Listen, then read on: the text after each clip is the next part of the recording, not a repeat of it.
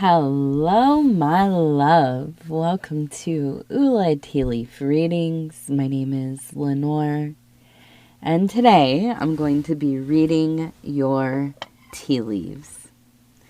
And so we're just going to get right into those tea leaves. I want to say thank you for clicking on the video. Thank you for sharing your energies with me. If you want to like, subscribe, or leave a comment, that would be awesome. Let's start. So we have, it looks like two people. We have one here. You can see the head here. The body would be right in here. The foot kind of kicked up and the foot over here. Now, we have another person here. Here's their head. And kind of almost like they have a cape on. Something like big and I almost imagine like ostentatious, right? Like very showy, kind of like big personality, very into whatever their fashion is, right? It doesn't have to be popular fashion. They might be somebody that is kind of eccentric with the way they dress or whatever, but the clothes stand out. They're very tied to their personality, okay, their style, their aesthetic. Now, behind, we have what looks like, well, I mean, we have the pointy hat, right? We have kind of a black shroud. Now, this could be like a foreshadowing to Holy Week, which is coming up. One of my most favorite displays, right? And this is, of course, the processions of the Passion. We're coming into the days of Easter, the Passion of the Christos, right? And we have Holy Week. And if you have seen the striking clothing that these groups of priests and monks they wear, it's kind of interesting. It's kind of low-key really the fashion off the hook. If you can get past the pointy hat thing, if you, I don't want to get too deeply into what it is related to, but let's just say the look was definitely appropriated, reused. In chaos, you would call this kind of like a sigil jack, right? You take the symbol, you take the fashion, the aesthetic, and you repurpose it for your own use, but there's already a wealth of energy in it. Okay, so anyways, Holy Week is coming up. Now, this looks more like a witch to me. I'm just going to say it's like the classic kind of witch hat. Now, if we get in closer, we have, look at this. It looks like a witch holding, can you see, I don't want it to, there we go. Can you see it looks like the Tri-Goddess? Okay, the symbol of the moon and its different stations, right? Today happens to be the new moon, by the way. So we have this very lunar kind of maybe like a Hecate or even maybe Circe or this kind of Sybil. This almost kind of, I don't like to call it low magic because it's not really, I just really dislike that term, but practical magic, sympathetic magic, magic of material. Now, we're not talking so much about ceremonial magic, right? The circles on the ground and the clothes and the mystery plays and all that stuff, right? That's fun. But this isn't the same kind of magic. This is what you would think of like how they usually portray like witches, herbal practitioners, or fetish or folk magic, right? We're using things, we're building things, altars and bundles and our magical employments are deployed into the many realms and so on and so forth. So we have this strong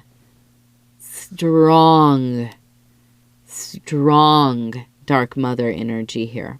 We are in the new moon, in the depths of the new moon at this moment, and boy, can I feel it. I woke up to the most dense fog and just this, I don't know, it's like my soul felt like a rusty old ship when I woke up. But as I got moving, there's almost the slyness of the fox rising, right? There is that kind of, okay, now I'm walking along the perimeter of things, right? I'm not really engaging. I don't have much of an appetite for others, socializing, talking, communicating, being near. But I do feel a bit wily, And so beneath the darkness, the cover of the missing moon, we have great space to unfurl. We have a lot of space to do the things that we don't want others to see. We perform in our most holy temples under this missing moon, right? The hunt is also good. The hunt is good. But don't get scared, right? Don't be scared. Now, we also have the owl. Okay, so we have these two people. We have the owl. We have up here, it looks like a person riding a horse. Here is the steed. The head would be in here. Now, up here is the person. Hand out, holding I would suspect a sword of some kind. The helmet would be right in here. And so we have this energy of interactions coming together with somebody who, like I said, has this very kind of showy, ostentatious air about them. Okay, posturing constantly, puffing themselves up. And I think for you, you've been watching the situation. You watch everything. Right? You're observant. You're an observer. And you've seen what they are. I mean, you can't help it. I think you've, excuse me. I think that you have always had the ability to look at people and just see what it is. If they know that about themselves, if they are hiding that about themselves, if they don't realize other people perceive it or whatever, you have always been that person that you will say the thing and just thinking that, oh, well, it's very obvious about, whatever, them. Probably everybody knows. It's probably just common knowledge, you know what I mean? And then you say the thing and they're taken aback. Like, how'd you know? How did you realize? What did you, who told you that? And your perception's off the charts, okay? For better or worse, right? I have had similar experiences where I've said something that ended up being pretty hurtful because I did not realize and did not take the time. And I was young. I mean, I'm talking in high school and stuff.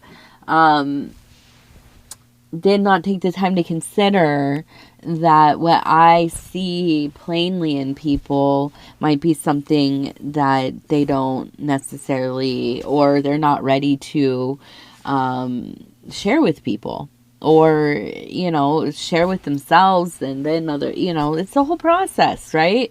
And so I think that you've become more careful with just kind of keeping things to yourself until the time is right. I do, however, see in this situation that this person almost becomes kind of pushy. And I feel like for you, it's very much a no. It's just a no. Whatever they are presenting to you, if it's business, if they want to borrow money, if they, they're interested in like trying to form a friendship, they want to come back into your life, they want to get back together, whatever it is, I just don't see you even really entertaining it. We have that Knight of Swords energy. It really is this kind of like cut it off as like quickly as possible. Make it very clear. And I think that you're comfortable doing that. Just saying what it is. I am sometimes. I'm not always. Sometimes I just don't want to say it at all. Sometimes I'll do the coward thing and just like disappear. I'm pretty good at just disappearing. So that's if we don't have to confront the situation, but then it's like, man, it just lingers, you know what I mean? And sometimes it's not even for like you. I'll disappear and forget, no offense to anybody I've disappeared on in my life. But I'll forget like real quick. I think it's just, I don't know. I read that it's like part of ADHD or something, or even trauma or whatever. But I feel like you're in a place where you're like really practicing, being clear. Like, no, I'm not doing this. And then you bring in that Knight of Swords energy, just the absolute like, the mask is off, right? The queen already took the mask off. So now it's just like a end in its totality, right? Like no more, done. Not doing it. And so I see you advocating for yourself in that way and protecting yourself and dodging whatever it is that this person is trying to sell to you. We also have the number 8 and we have the number 3 over here. We have the letters, it looks like NLP. We have, it looks like a bicycle up here, or maybe like a motorbike. Maybe you used to do the motorbiking. What is that called? Dirt biking. I sound so, the motorbiking. Dirt biking. All right, let's see. So we turn this and we have a person with a ball. We have what almost looks like, I don't know. Whoa. Yeah. Like, I'm imagining like camping. This almost reminds me of like a succulent or some kind of like a cactus, some kind of cactus. Now we have another person standing here. You can see even the face right here. Right, the eyes, the mouth. Probably I would say a Libra. No, it could be that maybe, I don't know, maybe a Gemini. Might be a Gemini. Now, they're holding what looks like a bird, a baby bird though. So this is somebody in your life who is older. Or maybe they're like your age, but you perceive them to feel older. Does that ever happen to you? Like where you're around people your own age and you're like, gosh, the parents are like so lame. And then you realize like, oh yeah, these people are actually, they graduated like 2 years younger than me. So 2 years after me. So who's the parent? Does, not it, right? So we also have the peacock up here. You can see the little head thing right here. But we have, so an older person who is coming into a space where they feel like they have something to say. Maybe they never did before. Maybe they kind of kept it to themselves, or, they would talk about their politics or their stories or their, philosophy of life or whatever privately. But here, I almost feel like it's like I'm turning 70. I want to write a book. I want to write my memoirs or whatever. And I do feel like this is something that is quite inspiring to you. It also it seems like kind of almost like a, not a joke, but, everybody in your life is starting a podcast. You know what I'm saying? Like, like trying to make content or, doing the genealogy, or we all have our projects, right? And I feel like it's not that it's like a joke or something that you are dismissive of, but it's kind of like, it's good that you have a hobby. I hope that you enjoy that. But I do feel like it actually seems like something that will become something. Right? Like maybe the book does get written. Maybe people actually read the book. I don't know if people read anymore, but, I know there's a few of us out there that still do. We also have this feeling of, I think that you're just going through a time where you are getting direct pleasure and joy in moments, I think. And that is that you are involved in whatever's happening that makes you feel good. But I think you're going through this period of time where it's like you are having more fulfillment through service unto others, but also seeing other people that you care about thrive and have their little wins. And it's not living vicariously, but it's all, it's like being a parent, right? And seeing your kid who you've been driving to, their practice for the last year and a half, and then they finally reach some goal that's tangible, and they're excited, and you're seeing it all come together in their mind, like, yeah, I put in the work, and now I know the thing, and now it's paying off. And the pride, right? The fulfillment that you feel through seeing somebody else achieve, thrive, do well, find some kind of ease in their life, some meaning in their life. And so I think that this is a time where, more often than not, that's how you are receiving those little, the little hits of dopamine kind of thing. Now we also have, it looks like Lou, Lou, I think, Lou. And we have, I feel like you're going to have like a bit of a break coming up here. Because we have the dude with the ball, Sisyphus, right? The dude that's like always rolling that ball up the hill. Never ends, right?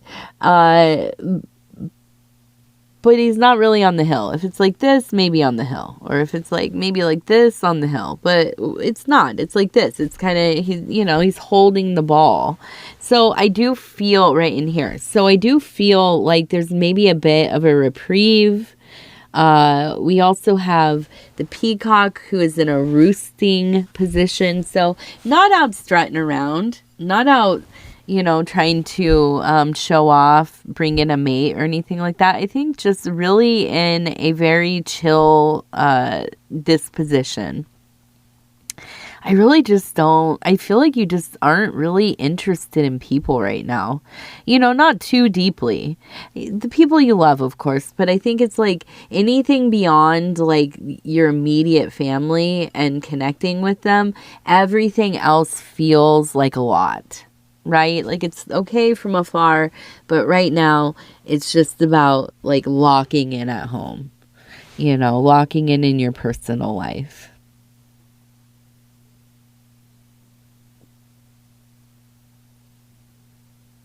And the bike, the dirt bike. What is that about? Do you guys dirt bike? Does somebody dirt bike? Now we have three,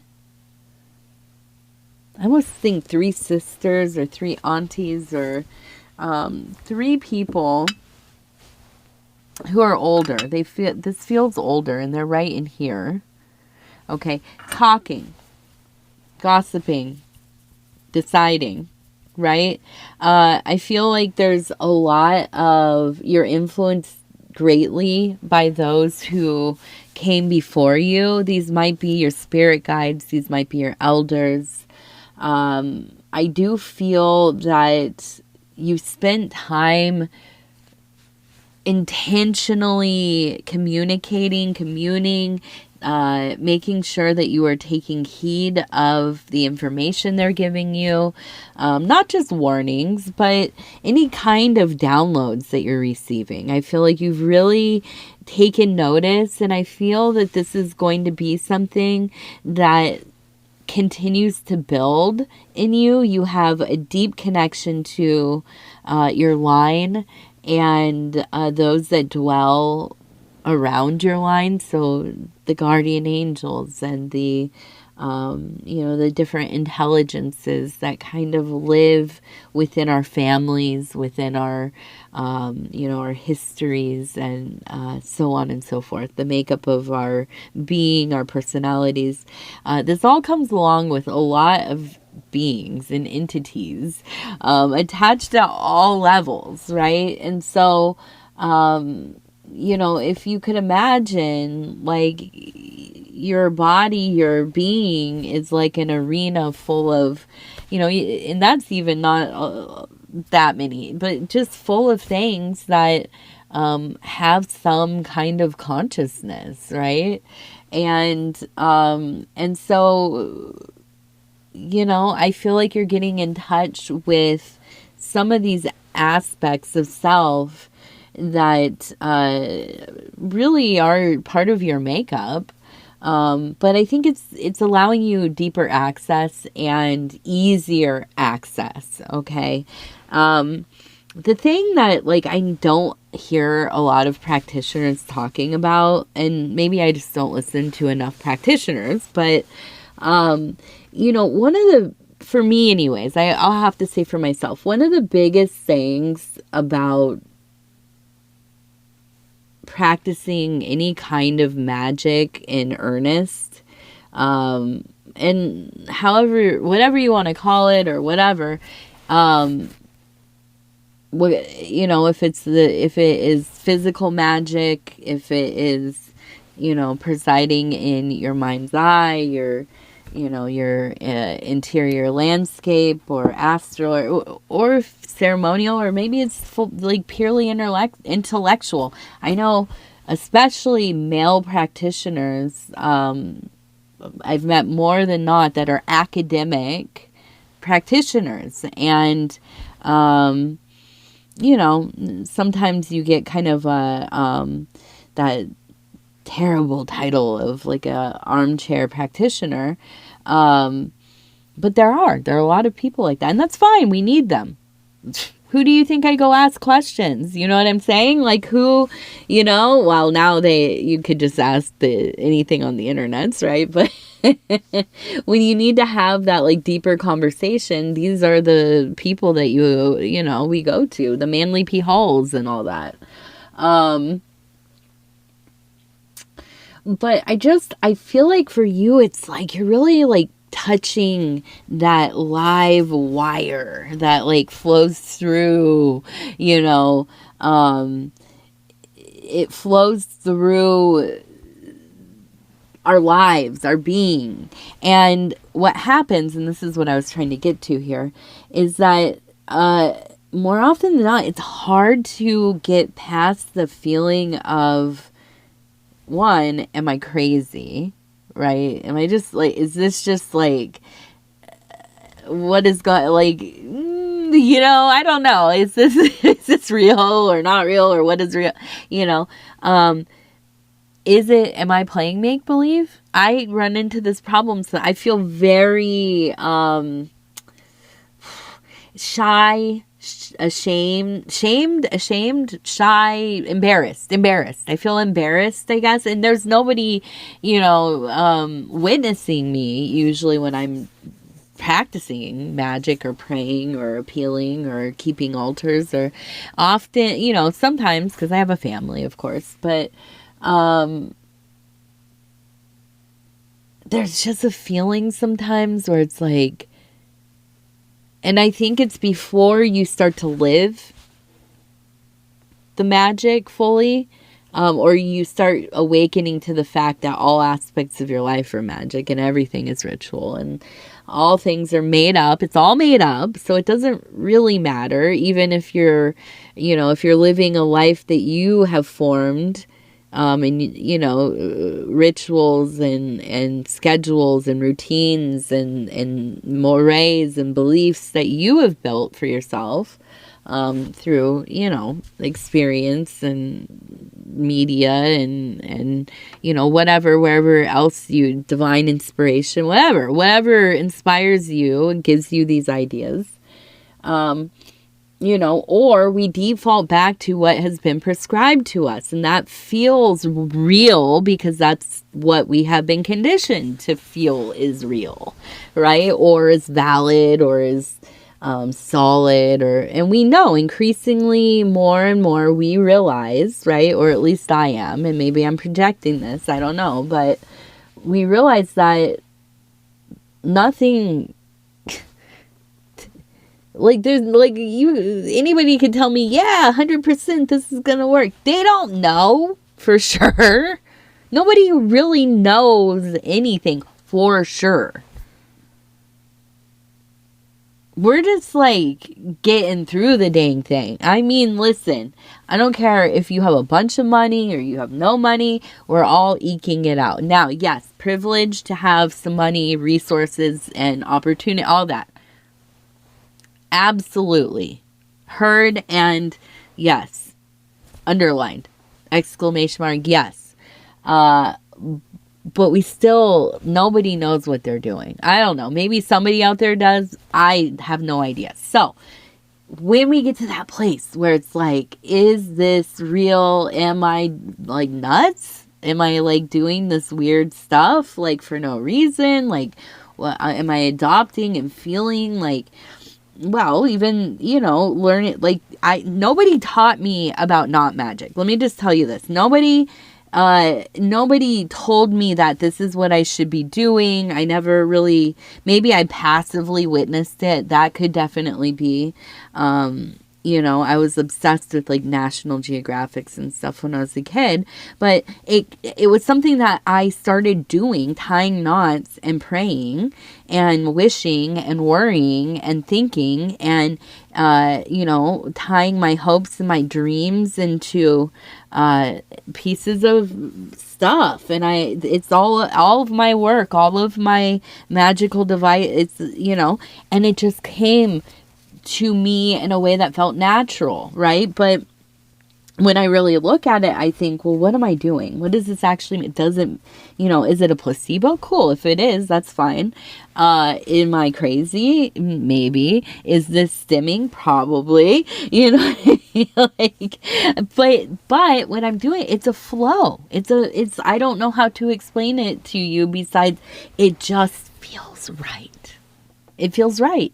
And I'm not saying every time things happen or it comes true or, it's protected or blessed or absolutely things work out how I wanted them to in my mind. No, not always. Sometimes, though, for sure. Absolutely.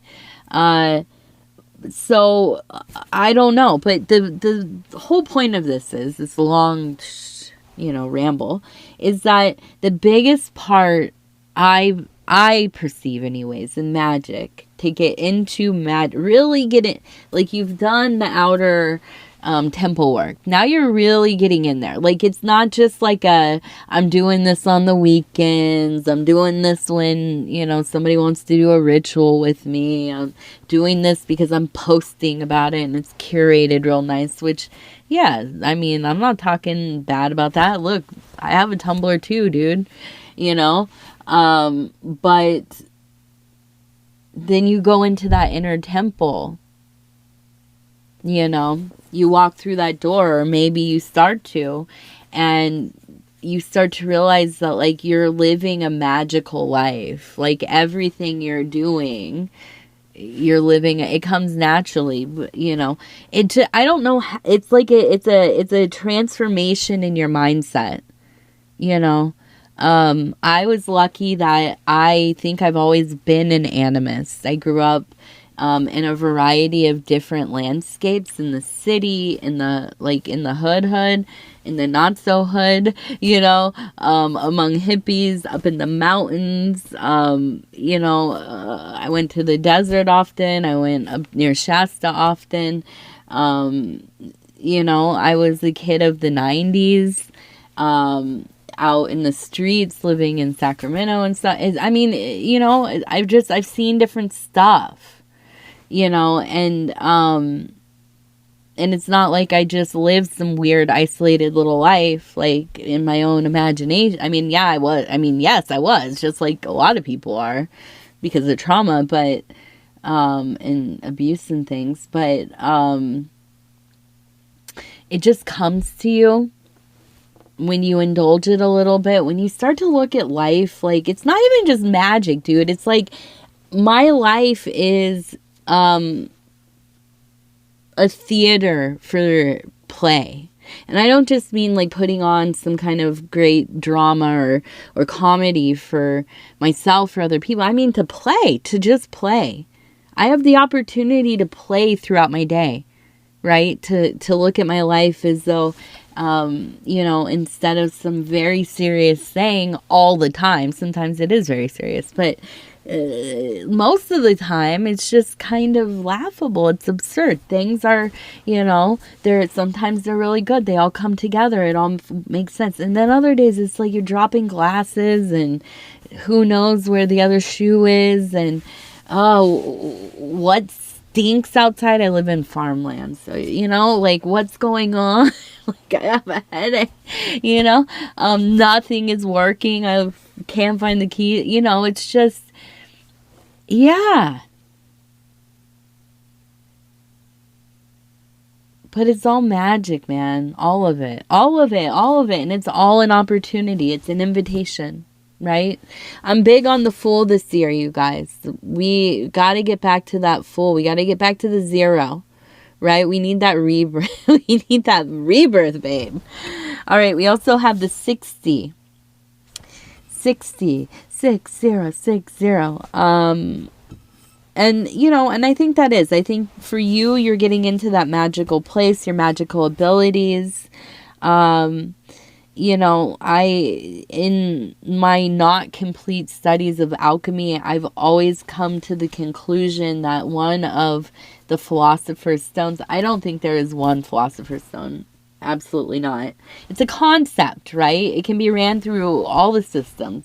But one of the most accessible philosopher's stones is creativity, art, creating. You know, and I don't mean high art or art you can sell for $1 million or whatever. I mean just creating, make it, doodling, writing your journal, you know, making memes. I mean, God bless the memers out there. God bless the meme lords if you're still hanging in. You know, and especially, babe, if you're not using all the AI all the time, although shout out to AI as well, I guess, for the algorithm, you know, but, yeah, just making stuff. That's it, dude. That's the thing. So we have this place in your life where you are coming into, I think, really like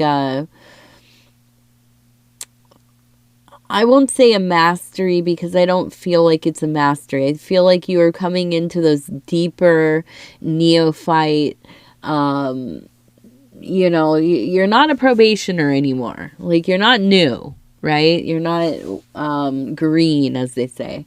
But you're in the middle there somewhere, right? You still have a lot to learn, but you have that, like, you have the gumption still. You have that fire. So that's why I know, right? You're not super deep, like, 50 years in or anything, but you're getting there. So we also have the deer. We have a volcano. And we have just like a real sense of division in, I don't know if it's like your significant other or somebody close to you. Maybe it's your parent. I feel like your belief systems have diverged noticeably. And I think that is going to be something that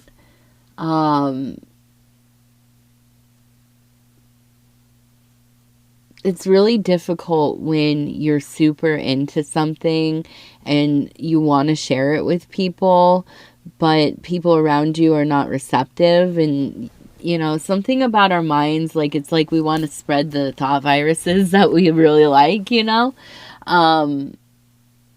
but it's not always for everybody. And I think part of the exercise, especially if you are into a system or a technique that you're learning or something that's obscure, it's arcane, it's, newly made up, because guess what? They're all made up. Don't let people be like, oh, it's new age, that's made up, you gotta go gang, old school. Like, get out of here, bro. It's all made up, dude. And that doesn't mean, you know what? And that's the other thing. Even if it's made up, that doesn't negate the fact that it's meaningful. Like, what are you talking about? It's divine creation flowing through us, and we are perceiving it as well. Like, how, you know what I'm saying? Okay, so anyways, it's all made up. Find the thing that works for you. It doesn't matter what it is. And do it wrong too, dude. Say it wrong, do it wrong, whatever. Don't. Listen, if you're doing like alchemy and stuff, like, probably don't listen to me about, do not be imprecise if you're doing like physical alchemy. Or I'm sure there are other ones that are like, I'm not good at baking. Right? Because I like to just freestyle it. So be careful if you're in some of the realms where it has to be precise. Okay. But yeah, like, just find the stuff that works for you. Don't worry about like, but here's the other exercise, is that just because you're into it doesn't mean anybody else cares. And that's just what it is, dude. I think that's one of the big practices that it gets glossed over, probably because, people are trying to get people to like buy books and stuff or whatever, but or be a part of their thing. Like, yeah, you want to share, like, oh, I found this cool stuff, we relate, and come on in, but sometimes we have to just realize, like, the people in our lives, they have their own stuff, every person you meet has like a vast interior. I don't know. Listen, I probably, right? Probably. I would say at least like half the people. Half. We're going to go half. But it just, you know what I'm saying? Like, sometimes the work is in learning to be around people and love people and respect people enough to be like, here's this, like, I'm not going to make you do it though. I'm not going to make you sit through my PowerPoint presentation about it. In fact, I'll just do it on YouTube. Yeah. So it just, that's probably part of the work. Listen, I'm bad with it. It's even harder when you are in relationships with people who are also practitioners, in my, gremlin opinion, because if they're like, even if they're on the same SH as you, or they're like studying within the same tunnels as you, like, just the exuberance sometimes and the info dumping, and it's great. It's fun, but it's like, bro, settle down, right? Who gave you fully leaded apple juice? Because you're tripping. Like, chill out. Okay, 55. And my problem too is I like to debate. Even if I believe what you're saying and like, or I like totally like can resonate with it, I'll still argue. I don't know why. I do. I'm a gremlin, that's why. 100. 55, 100, and 25. I mean, that seems like I don't know why that doesn't feel hella lucky. I mean, heck, that doesn't feel the luckiest. 55, 125. For some reason, it feels like a financial district to me. Maybe it's like, I don't know. Maybe you're getting a check in the mail. That would be dope. All right, let's see. That's it. All right, I love you guys. Take care of yourselves. Be safe.